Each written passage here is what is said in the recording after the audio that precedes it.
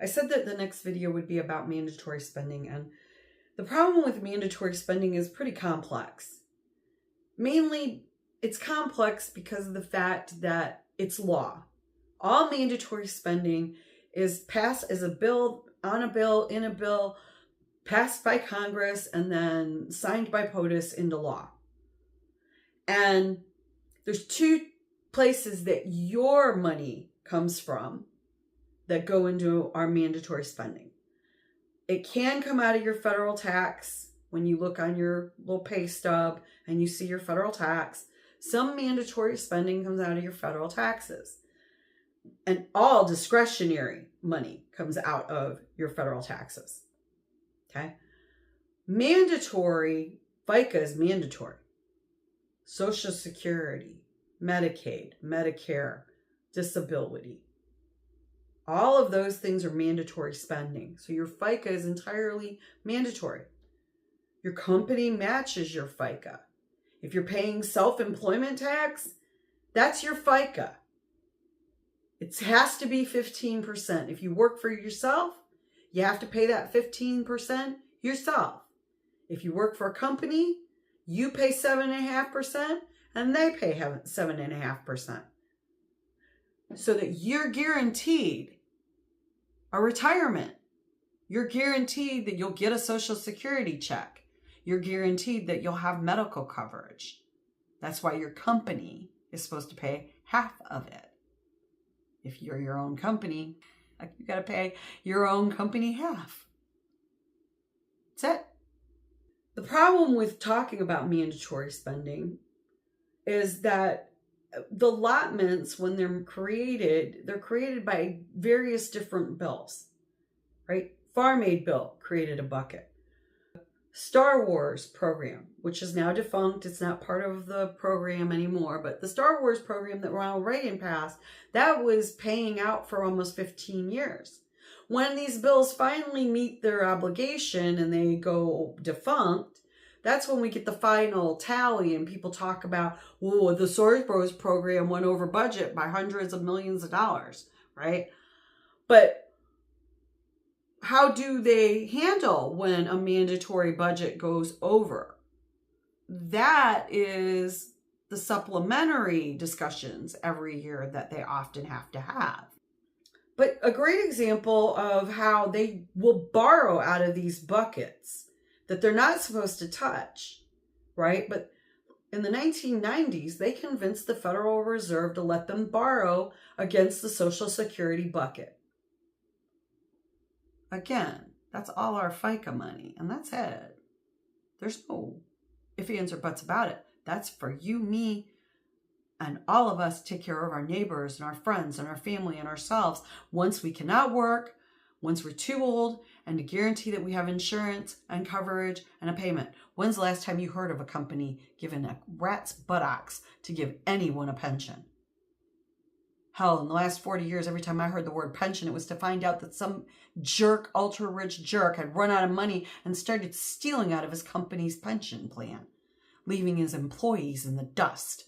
And if they didn't have Social Security, they would have had no retirement at all. And how many of you have ever argued with an insurance company for a car, home?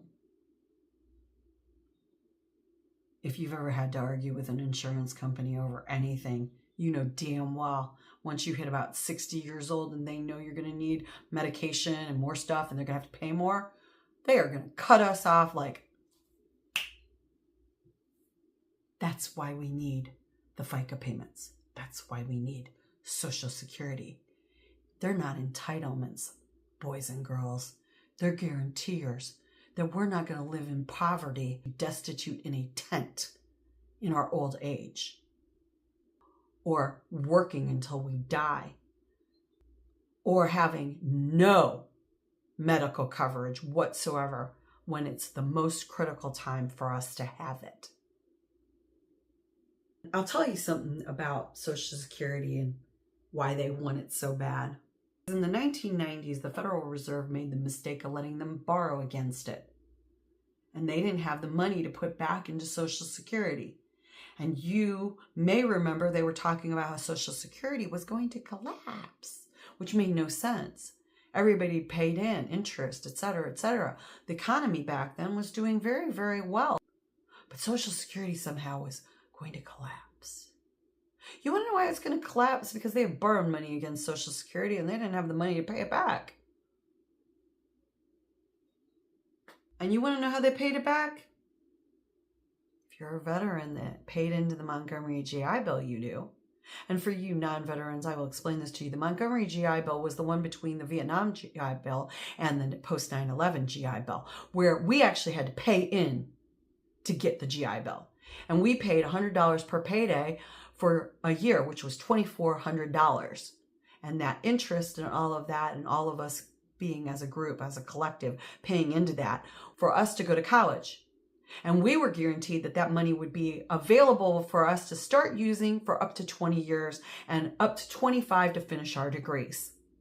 And instead, Billy and Nudie decided to pass a bill that said that we only had access to our GI Bill benefits for 10 years to the day that we got out of active duty. And they took that money and they propped up Social Security, which is just a fancy way of saying they stole the money out of the Montgomery GI Bill from the veterans of the United States of America to replace the money that they had inappropriately appropriated out of the Social Security system. Social Security is more than capable of sustaining itself. And I'll get into that in another video after we get done talking about all the budgetary stuff. But know this, the mandatory budget is law. And we're going to have to talk about that big ugly bill, because when they pass that, that's mandatory budgeting. And they're giving tax cuts to the ultra rich while increasing our spending. Who do you think they're going to take that out of when the Federal Reserve tells them how much money they have to be taking in to pass that big ugly bill? See, that's why this is important. The mandatory budget is difficult. There's so many different things in the mandatory budget. Like, all the different laws have to be accounted for. And the Federal Reserve, that's their job to figure out all of that money. And Bozo the Clown wants to get rid of the Federal Reserve. We will eventually talk about the Federal Reserve, but in a nutshell, the mandatory budget is they pass a law, the Federal Reserve tells them how much they need, and then they have to scramble around and figure out where that money's coming from. Where do you think they're going to get it after they pass this big ugly bill that will be mandatory budgeting? If they're giving the ultra-rich yet another tax cut. As always, man, think about it. Peace.